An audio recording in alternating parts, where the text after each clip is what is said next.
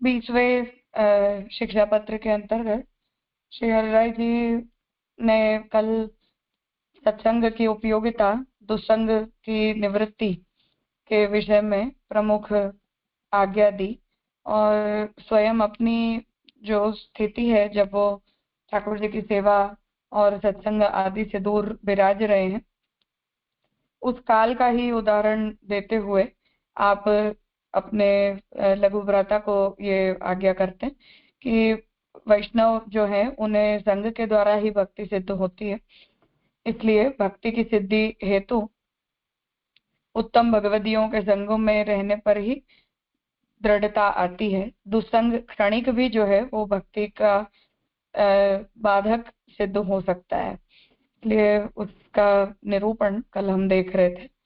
जो भी शेष प्रश्न हैं उनकी चर्चा हम कर सकते हैं आज, यदि किसी को कुछ पूछना है तो। कल शायद दुष्यंत भाई कुछ पूछ रहे थे पर समय नहीं रहा था, अगर वो हो और पूछना चाहते हो तो पूछ सकते हैं। हाँ किरण कहिए। दंडवत प्रणाम जय जय। हमारे मार्ग में कई वैष्णव ऐसे होते हैं जो सिर्फ दोपहर तक सेवा पहुंचते हैं और दोपहर के बाद शयन भी करा देते हैं, साथ में ऐसे पहुंच लेते हैं, तो क्या ये हमारी मार्ग की रीत में सही है या फिर नहीं? सही है, कोई आपत्ति की बात नहीं है। साथ में ऐसे करते महाप्रभु जी ने निबंध में ही एक कालम द्विकालम व त्रिकालम वापि पूजयेत इस प्रकार से आज्ञा दी है। तो जो लोग व्यावृत्त होते हैं नौकरी या पढ़ाई लिखाई वगैरह के कारण, जिनके जीवन में व्यस्तता बनी रही होती है और पूरा समय भगवत सेवा करने की जिनमें योग्यता या अवकाश नहीं होता, वो लोग यदि एक काल की आज्ञा का अनुसरण करते हुए एक समय की सेवा करके और अतिरिक्त काल में यदि व्यावृत्ति करने के लिए जाते हैं तो उसमें कोई आपत्ति की बात नहीं। जी जी, तो वो समर्पित सेवा ही कहलाएगी? हाँ बिल्कुल, उसमें कोई आपत्ति की बात नहीं है, पर इतना है कि यदि हम अवकाश उपलब्ध हो या अगर परिवार में लोग सहयोगी हों तो केवल लौकिक कालक्षेप करने मात्र के लिए यदि हम एक समय की सेवा पहुंचकर और अन्य अतिरिक्त समय हम केवल अपनी लौकिक प्रवृत्तियों को बढ़ाने में यदि उसका हम दुरुपयोग करते हैं तो वो दोष है। वस्तुतः यदि व्यावृत्त होने के कारण समय का अवकाश नहीं रह पाता हो तो कोई समस्या की बात नहीं है। जी जी जी, धन्यवाद। हाँ दुष्यंत भाई कहिए। यह दंड प्रणाम दीजिए। ये 5वां और 6ठा श्लोक आया है, तो 5वें पुरुष में तो आया है कि असजन या अवैष्णव या दूसरे मार्ग में वो निंदा करते हैं तो ठीक है, पर यहाँ 6ठे पुरुष में तो तीसरी पंक्ति आ रही है, जो मार्ग में आए हुए हैं, मार्ग में शरण आए हैं, इसका मतलब हस्ताक्षर मत लिया है, कोई प्रथम की दुष्टता है, ताते दोषी देखते हैं, तो जैसे ये जीव कैसे गिने जाएंगे अपन? यानी मार्ग में लिया है। हाँ ऐसी प्रकृति के लोग होते हैं जो मार्ग के अंदर आने के बाद भी ऐसी दुष्प्रवृत्तियों के अंदर जिनकी रुचि ज्यादा होती है, तो जो भी अन्य वैष्णव होते हैं उनके बारे में बुरा भला बोलना, उनकी निंदा में प्रवृत्ति करना, या अन्य जो वैष्णव जो कुछ भी कर पा रहे हैं उनकी सेवा में दोष दृष्टि रखना, या उनके प्रति अभिमान और उत्तमता का भाव रखते हुए अन्य वैष्णवों को हीन जानना, इस प्रकार की जो वृत्ति होती है वो कुछ लोगों की होती है, तो उस वृत्ति की जो है वो यहाँ निंदा कर रहे हैं। यही आखिरी जीव है, आखिरी जो है हम अपने मार्ग में आ गए, ऐसा ले सकते हैं?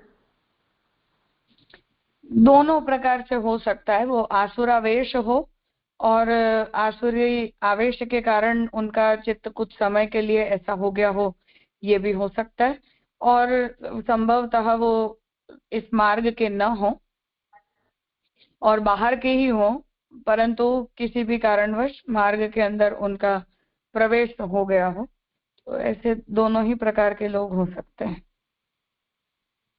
ये यात्रा में जैसे जाते हैं अपने जारी जी बढ़ना है इसके लिए मार्ग में आ गए, ऐसे जीवों को भी ले सकते हैं।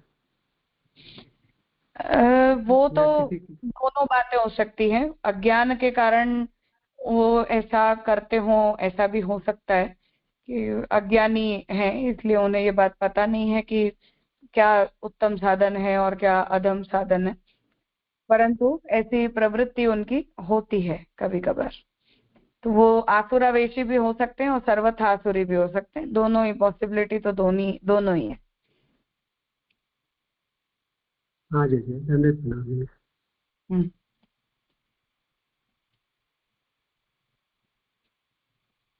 ठीक है, तो कल छठी कारिका में नाम संकीर्तन के महत्व का श्री हरिराय जी ने निरूपण किया कि भगवान नाम का जो संकीर्तन है वो सर्वाधिकारक साधन है।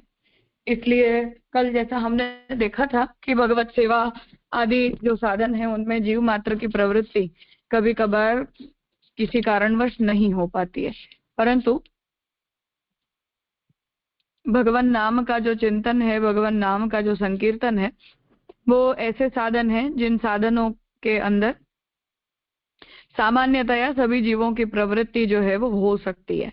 इसलिए ऐसे जो जीव हैं उनके लिए और सर्व जीव मात्र के लिए भगवान नाम का जो संकीर्तन है वो उत्तम धर्म है, सर्वोत्तम साधन है।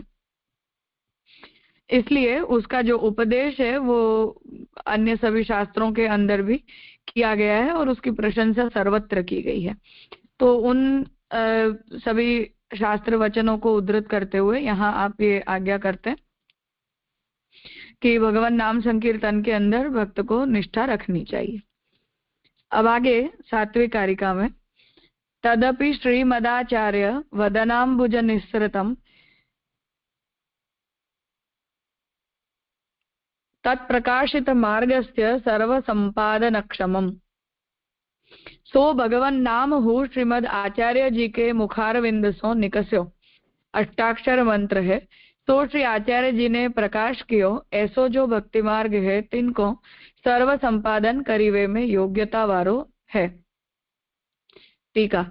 यद्यपि सर्व भगवान नाम सर्व गुणदाता है, संसार दुख ते छुड़ावे है, तो हूँ तामे यह अष्टाक्षर मंत्र श्री कृष्ण शरणम मम रूप नाम श्री आचार्य जी महाप्रभु जी के वदन कमल ते निकस्यो तो पुष्टि मार्ग में स्थिति करावत है। काहे ते जो यह पुष्टि मार्ग हो श्री आचार्य जी महाप्रभु जी ने प्रकट कियो है। तासो जा जीव को श्री आचार्य जी द्वारा नाम प्राप्त भयो है तिनको सर्व सिद्धि होएगी। तो श्री गोसाई जी विज्ञप्ति में कहे हैं यदुक्तम तात चरणैहि श्री कृष्ण शरणम मम तत एवास्ति नैश्चिंत्यम ऐहिके पारलौकिके।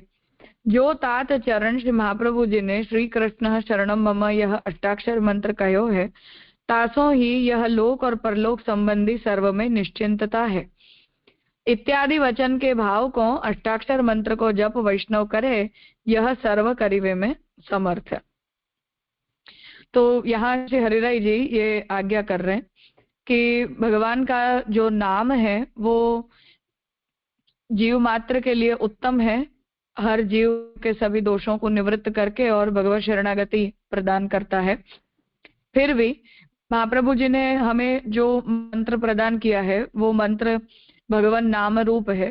जैसा जगन्नाथ जी ने भी जब श्री महाप्रभु जी को श्लोक लिखकर निर्णय दिया तो जगन्नाथ जी भी ये आज्ञा करते हैं कि मंत्रोप्येकस् तस्य नामानि यानि। तो भगवान नाम जो है वही सर्वोत्तम मंत्र है। तो भगवान का प्रत्येक नाम जो है वो मंत्र रूप है। वार्ता में भी हम ऐसे चरित्र देखते हैं जहाँ एक स्त्री जो है वो जब श्री गोसाई जी से दीक्षा लेने के लिए आती है तो गोसाई जी उसे बहुत बार मंत्र बुलवाने का प्रयास करते हैं कि तुम श्री कृष्ण शरणम मम बोलो, अष्टाक्षर बोलो, लेकिन असामर्थ्यवश अज्ञानवश उनसे वो मंत्र बोला नहीं जाता है। तब श्री गोसाई जी उनसे पूछते हैं कि तुम्हें क्या बोलना आता है। तो उन्होंने कहा कि विठल बोलना आता है मुझे। तो गोसाई जी कहते हैं कि ठीक है, विठल भी भगवान का ही नाम है, विठलनाथ जी पंढरपुर में विराजते हैं, तो विठल विठल विठल बोलो केवल। तो वो उतना ही जप किया करते थे, क्योंकि उन्हें मंत्र बोलना भी नहीं आता था। तो अब ये जो भगवान नाम है वो ही अपने आप में मंत्र रूप होता है। फिर भी श्री महाप्रभु जी ने जो ये अष्टाक्षर मंत्र दिया है, इसके उद्भव की जो प्रक्रिया है वो ब्रह्मसवन मंत्र से व्यतिरिक्त नहीं है, अलग नहीं है। तो हम इसका जो इतिहास यदि देखें तो आत्मनिवेदन मंत्र के साथ ही महाप्रभु जी को जो है वो अष्टाक्षर मंत्र भी प्राप्त हुआ है। परंतु कालांतर में जिन लोगों की भगवत सेवा करने की योग्यता नहीं है, ऐसे समर्पण करने में सक्षम न हो, ऐसे जीवों को नाम मंत्र की केवल दीक्षा देने का प्रकार जो है वो प्रारंभ किया गया है। तो महाप्रभु जी के 84 वैष्णव वार्ता के चरित्रों के अंदर भी हम ये बात देखते हैं कि वहां जो है वो इस बात को बोला जाता है कि किसका अधिकार जो है वो किसमें माना जाए। तो शास्त्र जो है वो इस विषय में जो भी निर्णय देते हैं तदनुसार ये व्यवस्था बनाई जाती है। तो महाप्रभु जी वहां भगवत आज्ञा क्योंकि समर्पण की है, और समर्पण करने में यदि कोई जीव अयोग्य है तो उसे आत्मनिवेदन दीक्षा से दीक्षित किया नहीं जा सकता, परंतु शरणागत होने की आकांक्षा यदि उस जीव की हो तो अनन्य शरणागति के मार्ग का अनुसरण उसे करना चाहिए। इसलिए महाप्रभु जी जो है वो कहीं बार नाम सुनायो, आत्मनिवेदन करवायो, इन सभी नामों से दीक्षा प्रदान करने का जो वृत्तांत है वो हमें वार्ता साहित्य में प्राप्त होता है। इसलिए ये जो अष्टाक्षर मंत्र है वो वस्तुतः आत्मनिवेदन मंत्र के साथ भगवान ने ही महाप्रभु जी को प्रदान किया है। इसलिए भगवान से ही हमें ये मंत्र प्राप्त हुआ है और हम श्री महाप्रभु जी के मार्ग के अनुयायी हैं।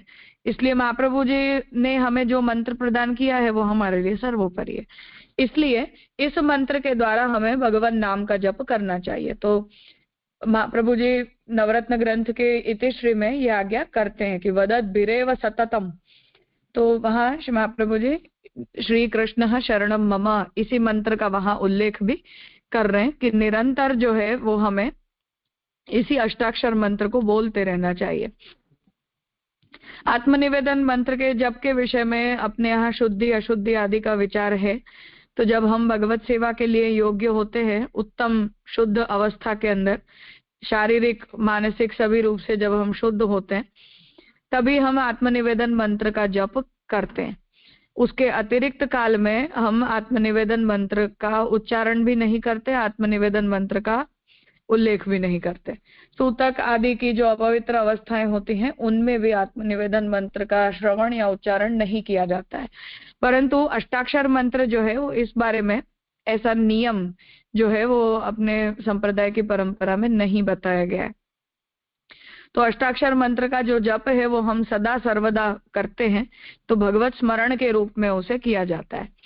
इसलिए हमें अन्य जो जप हैं या अन्य नाम संकीर्तन का प्रकार है उसके स्थान पर संप्रदाय की परंपरा से प्राप्त, भगवान से प्राप्त, महाप्रभु जी की आज्ञा से प्राप्त जो प्रक्रिया है तदनुसार इस अष्टाक्षर मंत्र का ही नामस्मरण भगवत स्मरण के रूप में हमें करना चाहिए। उस विषय में श्री गोपेश्वर जी यहाँ श्री गोसाई जी के वचन को उद्धृत करते हैं कि तात चरण अर्थात श्री गोसाई जी के पिता श्री महाप्रभु जी ने अष्टाक्षर मंत्र कहा है। इसी मंत्र के द्वारा लोक और परलोक संबंधी सभी के अंदर हमारी निश्चिंतता आती है। अर्थात कि जब हम भगवान के प्रति पूर्ण रूप से शरणागत हो जाते हैं तो हम निश्चिंत हो जाते हैं। तो महाप्रभु जी भी नवरत्न में ये आज्ञा करते हैं कि भगवान ने यदि हमारा अपने सेवक के रूप में स्वीकार कर लिया है तब फिर हमें क्यों चिंता करनी चाहिए। तो निश्चिंतता जो है इस प्रकार की, ये निश्चिंतता हमारे अंदर आती है अष्टाक्षर मंत्र के जप द्वारा या अष्टाक्षर मंत्र के अर्थ के चिंतन के द्वारा कि हे कृष्ण मैं आपकी शरण में हूँ, कृष्ण आप मेरे रक्षक हो। इस प्रकार का भाव जो है वो हमारा बनता है। इसलिए इस मंत्र के चिंतन के द्वारा ही भगवान हमारा शरण गमन स्वीकारते हैं, हमें अपने सेवक के रूप में स्वीकार लेते हैं।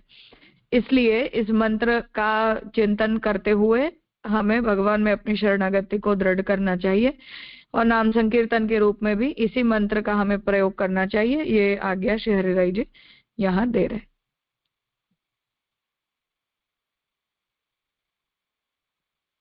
कुछ पूछना है?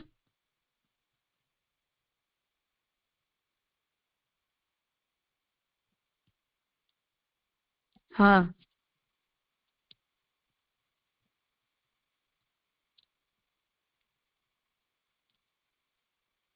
बोलो सत्यवन। हाँ दंडवत प्रणाम राजा। ब्रह्म संबंध मंत्र की माला कर सके, पंचाक्षर मंत्र की भी कर सके, ये दोनों क्वेश्चन आते। ब्रह्मसवन मंत्र की जाती है। ब्रह्मसवन मंत्र के जप का जो प्रकार है उसमें जपमाला का जो मुख्य पारा होता है उसके ऊपर 3 बार पूरे आत्मनिवेदन मंत्र को बोला जाता है, और फिर पूरी जो करमाला है वो पंचाक्षर मंत्र के द्वारा की जाती है, और करमाला के संपन्न होने पर पुनः जो है वो 3 बार संपूर्ण ब्रह्मसवन मंत्र का जप करके और ये माला का क्रम जो है वो संपन्न किया जाता है। जी राजा, प्रणाम राजा।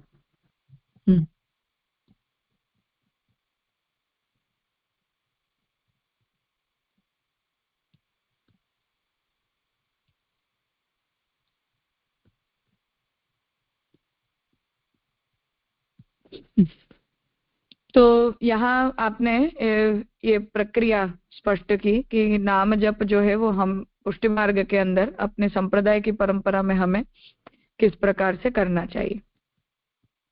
अब आगे, ततोपि ब्रह्म संबंधः सर्वदोष निवर्तकः निर्दोषानंद सेवापि दोषाभाव प्रसादिका। शब्दार्थ, तासो ही भगवान नाम सो ही ब्रह्म संबंध है, सो सर्व दोष के निवृत्त करीवे वारो है, और निर्दोष आनंद रूप भगवान की सेवा हो निर्दोष आनंद रूप है और दोष के अभाव सो साधिवे वारी है। टीका, ऊपर कहे जो नाम ते सर्व दोष को नाश होत है, तो जा जीव को ब्रह्म संबंध होए तिन के सर्व दोष को नाश होए, यह तो उचित ही है। काहे ते जो सर्व दोष निवृत्त करणार्थ तो प्रभु ने ब्रह्म संबंध की आज्ञा दीनी है।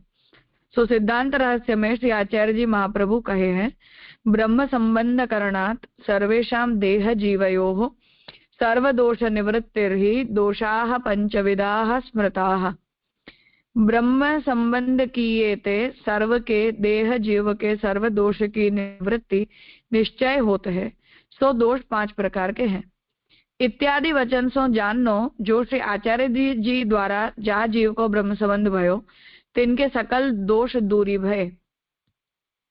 तो अब यहाँ ये आज्ञा कर रहे हैं कि यद्यपि नाम जप जो है वो बहुत अत्यधिक उत्तम साधन है, सर्वाधिकारक है, जीव मात्र को साधन का अनुसरण करना चाहिए, तथापि नाम संकीर्तन तथा नाम जप से भी बढ़कर जो है वो हमारे लिए सर्व साधन रूप है ब्रह्म संबंध मंत्र।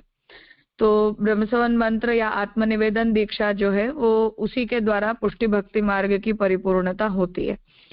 तो जिन जीवों के अंदर आत्मनिवेदन कर पाने की योग्यता न हो या भगवत सेवा में प्रवृत्त होने की जिनके पास कोई संभावना न हो, ऐसे लोगों को तो अवश्य ही शरण मार्ग का उपदेश दिया जाता है, परंतु पुष्टि जीव की परिपूर्णता आत्मनिवेदन दीक्षा के बिना हो नहीं सकती है।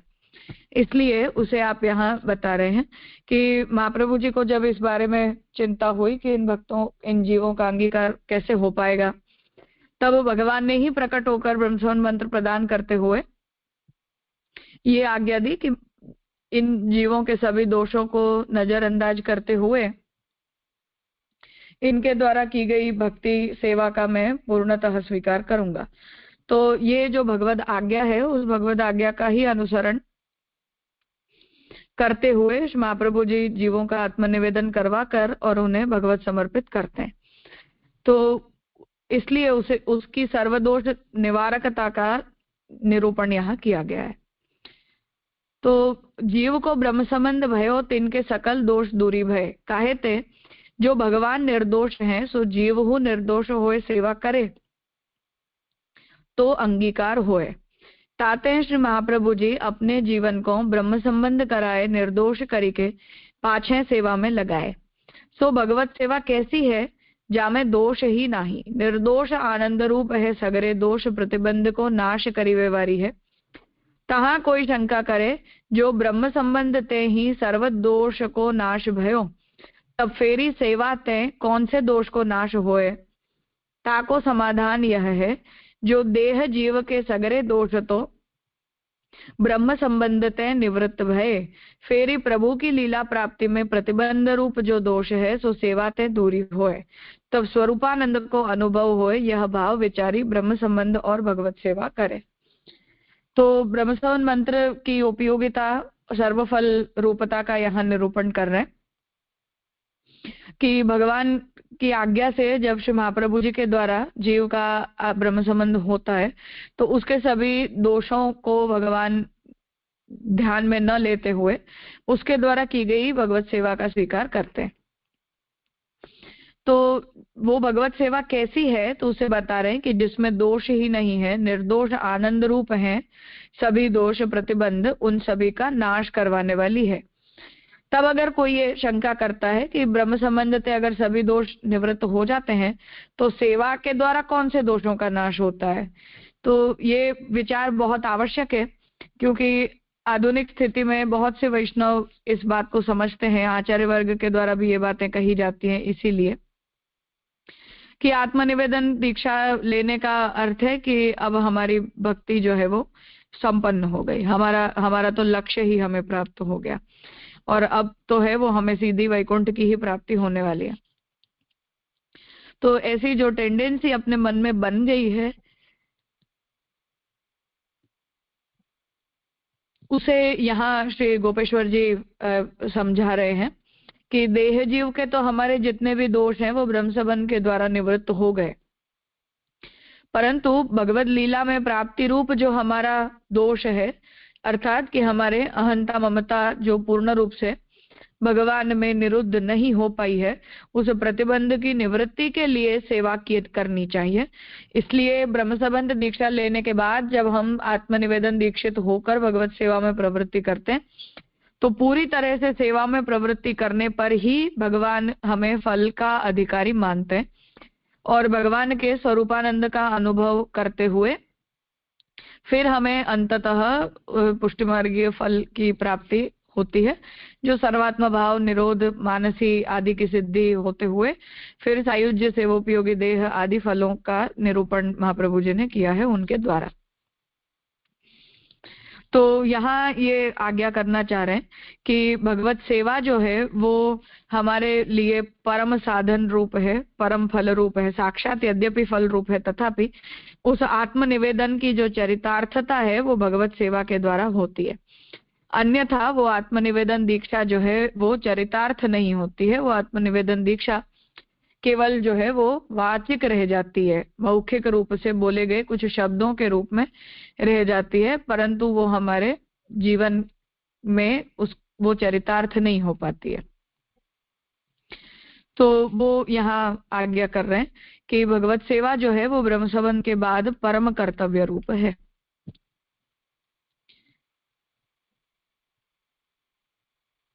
कुछ पूछना है?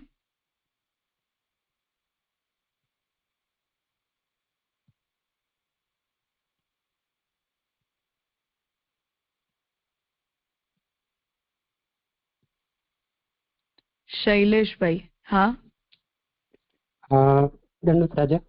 राजा, ये जो आपने बताया पंचाक्षर मंत्र की जो माला है, हम लोग सेवा में प्रभु सन्मुख कर सकते हैं? सन्मुख में अपने यहाँ जप करने का क्रम नहीं है, क्योंकि जो जप है वो स्मरण भक्ति का अंग है।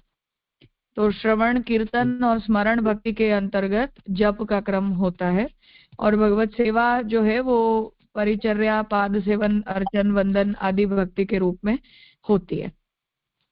तो जप जो है वो ठाकुर जी के राजभोग जब आ जाते हैं तब हम सेवा योग्य ही हमारी पवित्र अवस्था होती है, या ठाकुर जी के अनवसर हो जाए तो अनवसर के बाद शुद्ध पवित्र अवस्था में एक आसन के ऊपर बैठकर और मन से प्रभु का स्मरण करते हुए की जाती है।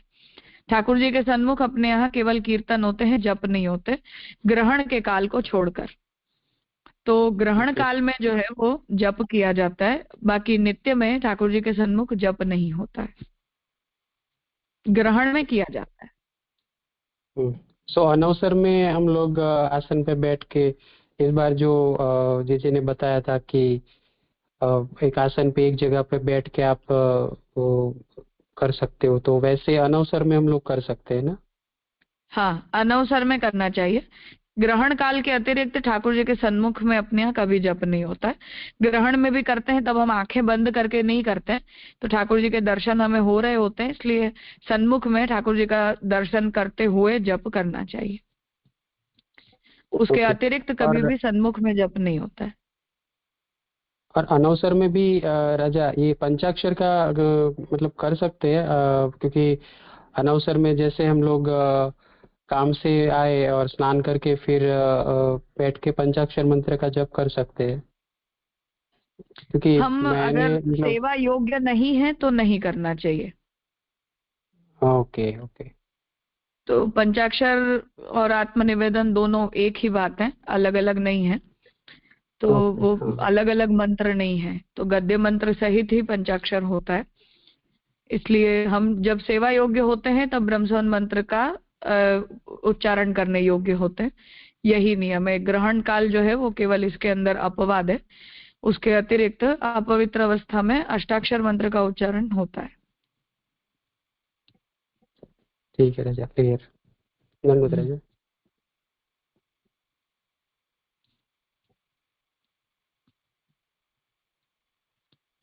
पारुल बेन। राजा नंदन पुराण जो लास्ट में आया ना कि प्रभु की लीला प्राप्ति में प्रतिबंध रूप जो दोष है, वो नहीं समझे कि हम ब्रह्मसमान लेके सेवा में प्रवृत्त होते हैं तो ऑब्वियसली हमारे पूर्व जन्म के तो दोष सब दूर नहीं हुए होते, तो वो बात है कि कुछ और बात है यहाँ पे? नहीं, ये ब्रह्मसवन मंत्र की सिद्धांत रहस्य की जो टीका है उसमें आचार्यों के दोनों ही प्रकार के मत होते हैं। कुछ आचार्यों का ये कहना है कि निवृत्ति का अर्थ है कि भगवान केवल भक्त के दोषों को नजरअंदाज कर देते हैं, और कुछ आचार्यों का ऐसा भी मत है कि अब तक के जितने भी दोष हैं वो सर्वथा निवृत्त ही मानने चाहिए। अब आगे हम जो कुछ भी करेंगे उसकी जिम्मेदारी जो है वो भक्त की है कि वो कोई भी प्रकार का निषिद्ध कृत्य न करे, परंतु अद्यावधि जितने भी हैं वो निवृत्त ही मानने चाहिए, ऐसा भी कुछ आचार्यों का मत है। इसलिए तदनुसार ये व्याख्या समझनी चाहिए। तो यहाँ आप क्या कह रहे हो लास्ट लाइन में, ये सगरे दोष निवृत्त भय, वो भी आपने समझाया। फिर प्रभु की लीला प्राप्ति में प्रतिबंध रूप जो दोष है सो सेवा के दूर हुई, तो वो मैं वो पूछ रही हूँ, ये फिर कौन से दोष है प्रतिबंध रूप, समझना चाहिए। प्रतिबंध रूप दोष ये है कि हमारी जो अहंता ममता है उसका केवल वाचिक समर्पण हुआ है, पर चित्त निरुद्ध नहीं हुआ है भगवान में। तो फलोन्मुख हम तब होते हैं जब चित्त का निरोध हो जाता है, इसलिए उतनी परिपूर्णता के लिए सेवा करनी है।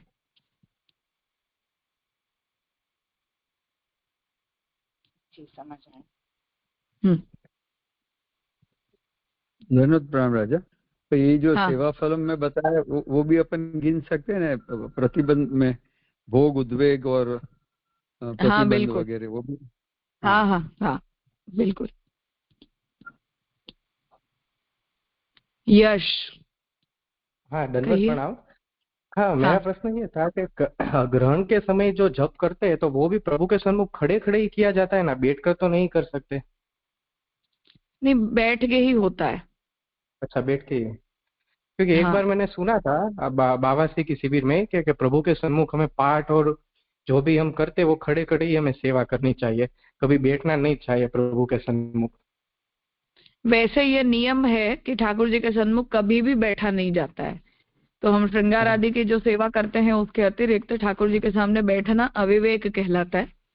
लेकिन ग्रहण काल बहुत लंबा होता है, जब लंबा होता है तब, तो कीर्तन भी अपने यहाँ ग्रहण काल में किए जाते हैं, जप भी किए जाते हैं, और जप एकासन के ऊपर बैठकर ही किया जाता है। इसलिए जप के बारे में और कीर्तन के बारे में ग्रहण काल जो है वो पूर्णतः आपवादिक स्थिति है। इसलिए उस स्थिति के अंदर बैठकर, ठाकुर जी के सन्मुख बैठकर दर्शन करते हुए ही जप होता है। अच्छा, तो वो भी माला के साथ होता है क्या, माला के बिना यूं? नहीं, माला के साथ ही होता है।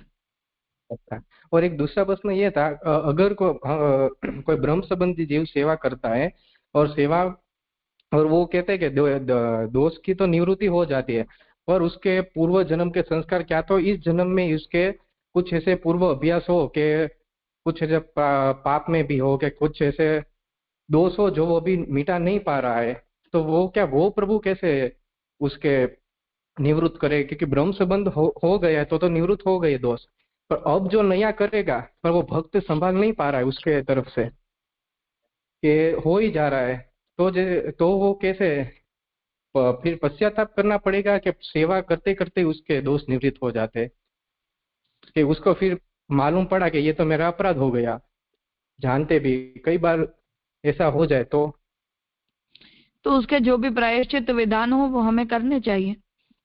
अच्छा, भक्ति मार्ग के तो हो तो ऐसा करना चाहिए, शास्त्रीय दोष हो जाए तो तद अनुसार करना चाहिए, पर वो तो करना ही पड़ता है। अच्छा, तो वो दोष की हमारा, निवृत्ति के लिए गुरु के पास ही जाना पड़ रहा है? हाँ, शास्त्र से हमें इस विषय में जिज्ञासा लेनी चाहिए, और हाँ, गुरु से भी पूछ ही सकते हैं। भक्ति मार्गीय भी अपराध हो जाते हैं, शास्त्रीय भी हो जाते हैं, तो जैसे अपराध होते हैं तद अनुसार उसका प्रायश्चित करना चाहिए। परंतु भगवत शरणागति की जो भावना है वो अपने आप में सर्वोत्तम प्रायश्चित माना जाता है। अच्छा, तो हम जो भी प्रायश्चित करते हैं उसमें हम साधन बुद्धि नहीं रखते हैं कि ये मेरे साधन है जिससे मेरा ये पाप कृत्य जो है वो निवृत्त हो जाना चाहिए। तो भगवान जो है वो मेरे स्वामी हैं, इसलिए भगवान की आज्ञा ही शास्त्र है, भगवान की आज्ञा ही संप्रदाय है। इसलिए भगवद आज्ञा के पालन के रूप में हम अपने आप को उत्तम बनाने का प्रयास कर रहे हैं, अपनी गलती को ठीक करने का प्रयास कर रहे हैं, परंतु वो हमारा साधन है, इस प्रकार का अभिमान यदि हमारे अंदर बनता है तो हमारे संप्रदाय की दृष्टि से वो दोष रूप है। अच्छा, जैसे कि वो प्रसंग आता है ना, माधवदास जी जो कि वो गणिका लेके आए थे घर पे, फिर महाप्रभु जी ने उनके ऊपर कृपा की थी, तो गुरु कृपा ही हुई ना महाप्रभु जी तरफ से। वो महाप्रभु जी का प्रमेय बल था।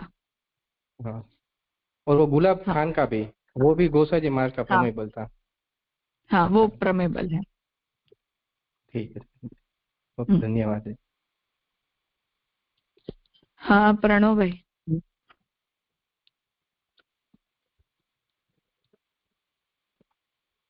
प्रणाम राजा। ये जो पहले चर्चा हो रही थी ये प्रतिबंध के बारे में, तो यहाँ पर मतलब ये अगर जो दो मत देखे उसमें दूसरे मत में जब जब दीक्षा हो रही है ब्रह्म संबंध दीक्षा, तब के पूर्व के अगर सभी दोष निवृत्त हो गए और अभी जो दोष होंगे उसकी जिम्मेदारी जीव की है, तो वो दोष से सेवा में मतलब उस स्टैंड पर जब उन दोनों दोषों पूर्व के सभी दोष की निवृत्ति हो चुकी है तो तभी आनंद रूपता प्रकट हो जाएगी, ऐसा नहीं है, ऐसा मत बनेगा। हाँ, हाँ, वो फलोन्मुख अवस्था नहीं बनी है, परंतु साधन करने के लिए आपको परिपक्व बनाकर तैयार करके और खड़ा कर दिया गया है, ऐसा तात्पर्य है। वहां फिर मतलब निवृत्ति किस चीज की हुई? मतलब ये समर्पण नहीं हो पा रहा था या क्या? मतलब पंचदोष तो ऐसे गिनाया है, पर ब्रह्म संबंध के दृष्टिकोण से ऐसी कौन सी निवृत्ति वहां हो गई जो प्रतिबंधक हो रही थी? मतलब मात्र शास्त्रीय दृष्टिकोण ही है पंचदोष का ऐसे? हाँ, बिल्कुल। तो शास्त्र तो भक्ति के लिए योग्य नहीं मानता है ना ऐसे जीव को। अभी हमने रामानुजाचार्य जी के सिद्धांत में देखा ना, गीता जी में जैसे भगवान इदंते ना तपस्काय ना भक्ताय कदाचन ऐसी आज्ञा देते हैं, तो इदंते ना तपस्काय, अब ना तपस्काय में हम कहीं नहीं आते, हम कोई तप नहीं करते।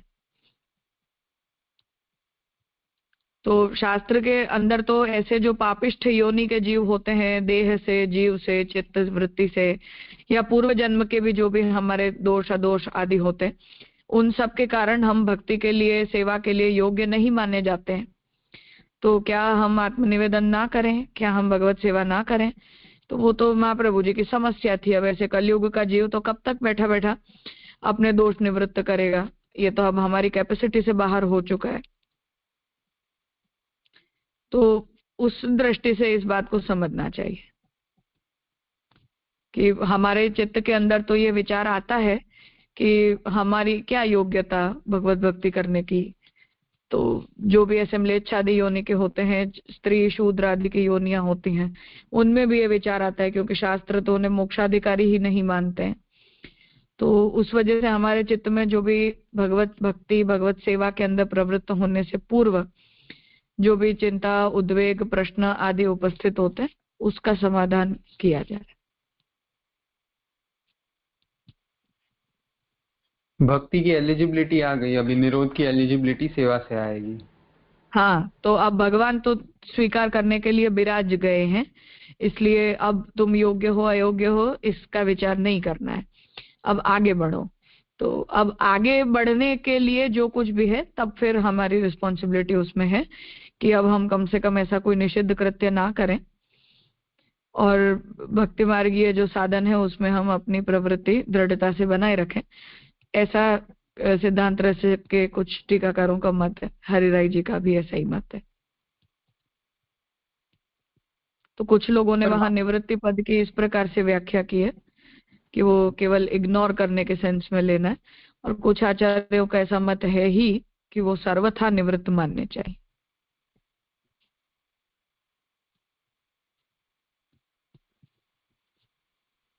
जी राजा, क्योंकि फिर उस जब अगर सर्वथा निवृत्त है तो आगे फिर अगर मतलब जो राह और पद पर वो भक्ति से निरोध पे पहुंचना चाह रहा है, तो इन दोषों की उसे परवाह कहाँ होगी? मतलब एक प्रकार से वो जिस राह पर चल रहा है तो वहां पर तो उसे उन दोषों का तो प्रतिबंध, क्योंकि निवृत्त हो चुका है, तो वो जानबूझकर नहीं करेगा, पर वो अगर हो भी जाते हैं तो वो उसे यहाँ पर सेवा में एक प्रकार से प्रतिबंधक होंगे कैसे, अगर वो निवृत्त मतलब मार्ग के उस दृढ़ आश्रय पर आ चुका है? तो मार्ग में दृढ़ आश्रित होने से कुछ नहीं होता है ना। भक्ति में जब हम मानसी या निरोध की अवस्था पर पहुंच जाते हैं तब ऐसा होता है, उससे पहले तो कुछ ठिकाने नहीं है ना हमारे। नहीं, मतलब मैं वही कह रहा हूँ कि वो एलिजिबिलिटी जब यहाँ पर जो अभी आपने तप का उदाहरण दिया, तो वो तो जैसे पहले तप नहीं हो रहा था, वो तो आने के बाद भी तप नहीं होने वाला है, तो वो प्रकार तो वो दोषारोपण का चक्र तो फिर संपन्न होने के जैसा हो जाएगा।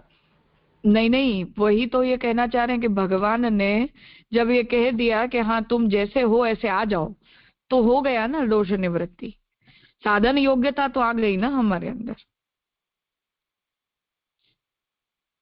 हाँ, तो मैं वही पूछ रहा हूँ, तो वहां पर वो साधन योग्यता के बाद जो यहाँ पर ये बता रहे हैं कि अभी तक वो निरोध के लिए जो दोष है, तो वो दोष और वो दोष की कैटेगरी दोनों अलग हो जाएगी ना? फिर ऐसे अलग नहीं हो जाएगी, उसका स्वरूपांतर हो जाता है ना केवल।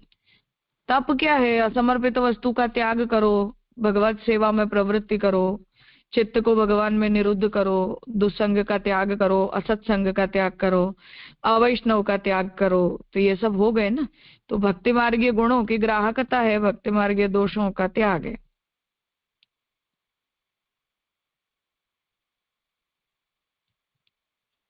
अरे इसमें काम, क्रोध, लोभ, मोह, मद, मत्सर्य का त्याग भी आ जाएगा ना? हाँ हाँ, सब हाँ बिल्कुल। तो आपने जो मत बताए तो एक इग्नोर करना है और एक में पूरा हो रहा है, तो जो दोष वेदन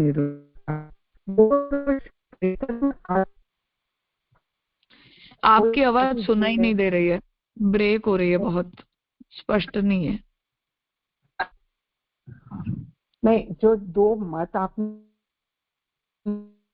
आपने दो सुनाई नहीं दे रहा है, सुनाई नहीं दे रहा है, नहीं दे रहा है। अभी आगे बोलिए, देखते हैं। हाँ, नहीं, जो 2 प्रकार के दोष आपने बताए ना, कि एक में तो इग्नोर होते हैं, जो दोष होते हैं वो प्रभु सेवा के लिए it is not counted, it is been ignored, कि नहीं चलो वो दोष है जीव में, लेकिन सेवा के लिए इट इज नॉट प्रोहिबिटेड, ऐसे एक मत है। और एक मत आपने ऐसे, मैं ऐसे समझी कि एक मत ऐसे बताया कि वो कंप्लीटली नलिफाई हो जाते हैं, लाइक फॉर टाइम बिंग, जब ब्रह्म आत्मनिवेदन कियो तो वहां तक जो दोष थे वो कैंसल हो गए।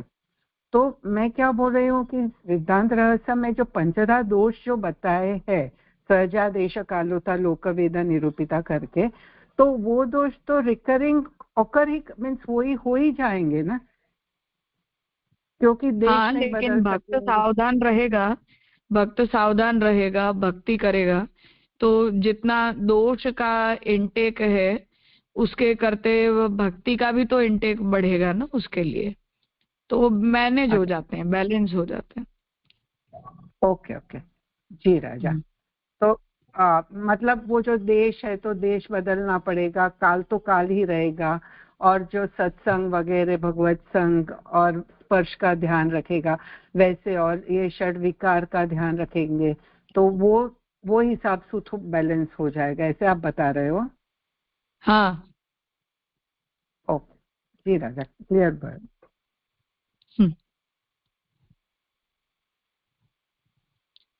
ठीक है, तो आज का क्रम यहाँ रखते हैं, आगे का विषय फिर सोमवार को करेंगे।